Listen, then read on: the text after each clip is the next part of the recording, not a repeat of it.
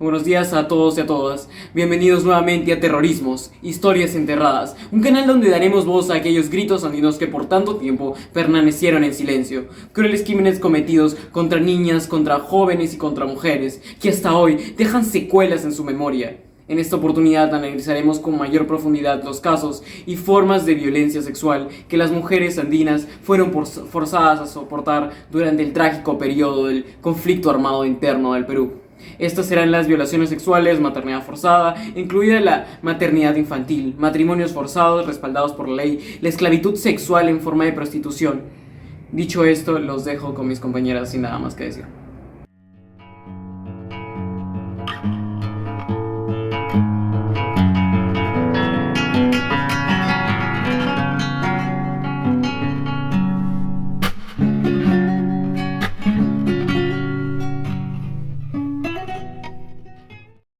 Las violaciones sexuales dejan una huella profunda en el mundo interno de las mujeres que las sufren, llenándolas de culpa, miedo, ansiedad, desesperación y pánico. Ello, acompañado del estrés postraumático y de trastornos emocionales, alimenticios o sexuales, genera la sensación de que el dolor nunca desaparecerá. En el contexto del conflicto armado interno, este crimen formó parte de una estrategia bélica contra las personas sospechosas de ser terroristas, una tortura impuesta desde arriba y que escapaba del control de la base. De todos los crímenes contra las mujeres recogidos por la legislación internacional, el informe final de la CBR documenta principalmente la violación sexual. En total, se reportaron 538 casos de violación sexual, de los cuales 527 víctimas fueron mujeres.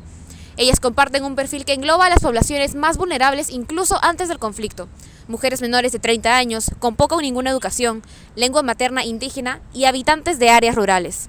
¿Quién imaginaría que aquellos que debían proteger a las ciudadanas serían los que más daño les hicieron? Y es que el 83.46% de las violaciones sexuales fueron cometidas por agentes del Estado. De este porcentaje, más del 43% de los crímenes se produjeron en Ayacucho. Manta y Vilca fueron poblaciones igualmente afectadas por estas atrocidades. Según testimonios de un trabajador local, los soldados comenzaron a violar a las mujeres desde el principio mismo, durante el velorio de las primeras víctimas de un operativo militar, en casa de un miembro de la familia. Los agentes se llevaron a las mujeres jóvenes bajo el argumento de que estaban acusadas de terrorismo y las violaron en la cocina, mientras los asistentes del velorio podían escuchar sus agonías. El dueño del testimonio, Aurelio, afirma que las muchachas fueron completamente corrompidas y que no denunciaban los abusos, pues llegaron a acostumbrarse a los mismos. Sin embargo, esto se explica si se toma en cuenta que ya antes de la guerra interna, las mujeres campesinas eran víctimas de violencia sexual. Durante la época de conflicto, solo cambió el agresor.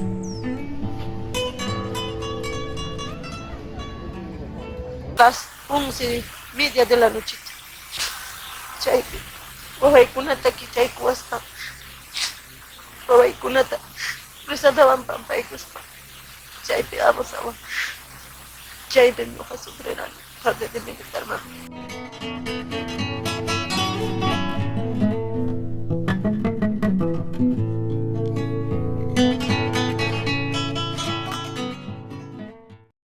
Continuando con lo expuesto por mi compañera, las violaciones sexuales trajeron un sinfín de consecuencias en las mujeres, siendo una de estas los embarazos no deseados. Esta forma de agresión sexual, también descrita como maternidad forzada, fue muy común durante el conflicto armado interno en el Perú, debido a que era un medio en el cual los grupos armados demostraban su superioridad y control frente a sus rivales. Paul Scrivens menciona: la victoria entonces no se da en el campo de batalla, sino en los cuerpos conquistados de las mujeres.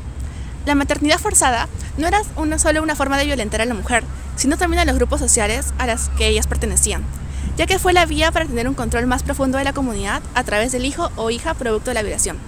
De esta manera, un embarazo forzado se refleja en la huella perpetua de la victoria del agresor.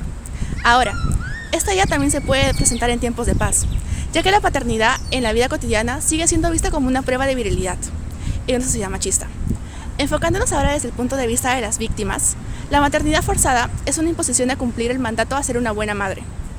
Eso significaría que muchas de las mujeres que sufrieron esta forma de violencia no pudieron denunciar el abuso, debido a que esto significaría que ellas no desean la llegada de su bebé, cosa que no era bien vista por la sociedad en la que vivían. En este contexto, podemos tomar de ejemplo el caso de Milagros, quien con tan solo 16 años llegó a tener 2 hijas producto de los abusos sexuales por parte de agentes del Estado. en una comunidad en Huancavelica. Ella señaló que durante el embarazo sentía que el feto que crecía dentro de ella era como una enfermedad, incluso comparándolo con un tumor. Según Scrivens, quien investigó el caso de Milagros, el embarazo forzado constituye un segundo momento traumático, debido a que es la marca de la invasión de un cuerpo ajeno. Para finalizar, podemos ver cómo la maternidad forzada trae efectos permanentes en la vida de las mujeres víctimas, ya que además del trauma producido por la violación, esto puede traer problemas en sus relaciones que forjen en un futuro, ya sea con sus parejas nuevas o con sus mismos hijos.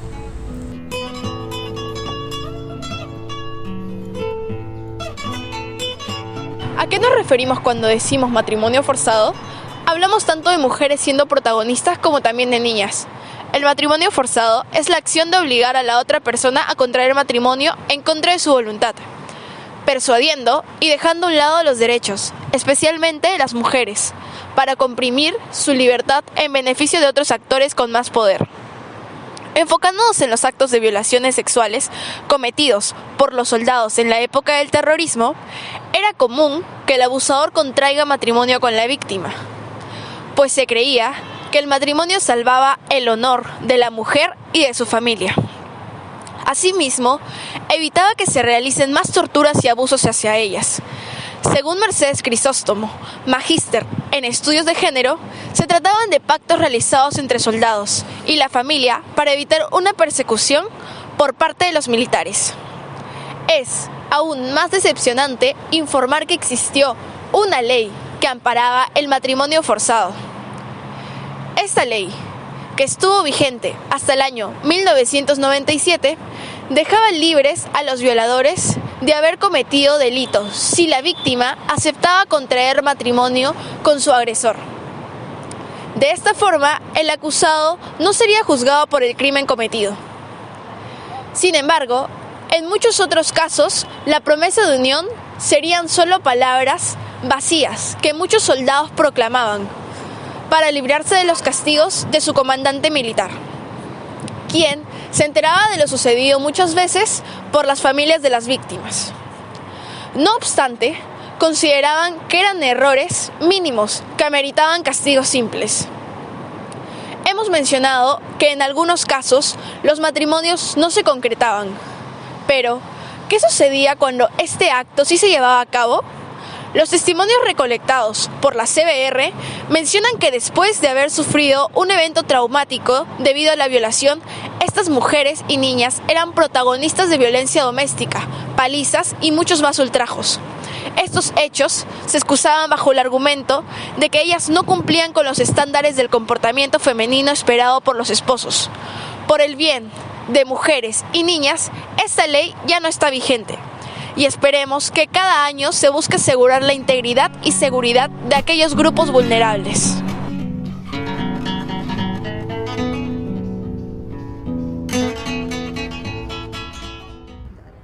Como bien mencionaron mis compañeras, la mujer fue vista como objeto sexual, tanto para militantes de Sendero Luminoso como para agentes de las Fuerzas Armadas.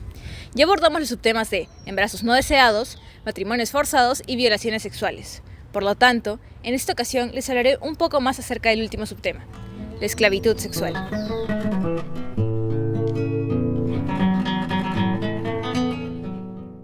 Durante el periodo del terrorismo en el Perú, los miembros de Sendero Luminoso secuestraron a muchas mujeres bajo el pretexto de la militancia guerrillera. Ello con la atroz intención de convertirlas en esclavas sexuales. Esto quiere decir, como bien indicó Mercedes Crisóstomo, que las tomaban en contra de su voluntad, con la finalidad de prestar servicios sexuales a personas determinadas, que además se auto-otorgaban el derecho de cederlas, venderlas, prestarlas o darlas en trueque. Como se menciona en el trabajo de Yelke Boesten, titulado Analizando los regímenes de violación en la intersección entre la guerra y la paz en el Perú, en el país no existe evidencia que indique que haya existido prostitución organizada y voluntaria que proveía servicios sexuales a los soldados durante la guerra. Sin embargo, muchas mujeres fueron obligadas a prostituirse. La prostitución forzada, a menudo, incluía la provisión de una variedad de servicios asociados con los roles asignados a las mujeres, tales como suministrar comida. Según algunos testimonios de las mujeres a la CBR, ellas eran mantenidas en cautiverio por semanas enteras y se les obligaba a ser la esposa de un oficial militar. Cabe mencionar que dentro de las bases militares, las mujeres aprisionadas se veían forzadas con alta frecuencia a realizar múltiples tareas para sus violadores, que llegaban, como se explicó previamente, desde cocinarles hasta tener relaciones sexuales.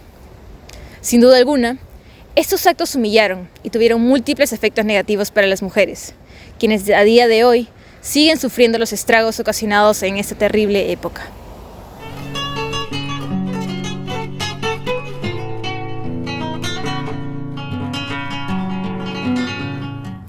Como ya pudimos ver durante el conflicto armado interno, las mujeres se enfrentaron a innumerables injusticias, que pese al tiempo que se lleva analizando la situación, no ha sido completamente abordada. Ahora, casi 44 años después de esta tragedia, seguimos condenados a este retrato de machismo, que como doctrina se difunde de generación en generación. Eso fue todo por el video de hoy, y pese a que no podemos cambiar las crueldades del pasado, a través de la difusión de esta información, esperamos que las voces de las mujeres andinas, que en su momento fueron aplacadas, hayan sido finalmente escuchadas. Estamos agradecidos por su escucha, y estén atentos, porque pronto subiremos más contenido relacionado al tema. No olviden dejar su like, suscribirse y activar la campanita para recibir todas las novedades del canal. Gracias.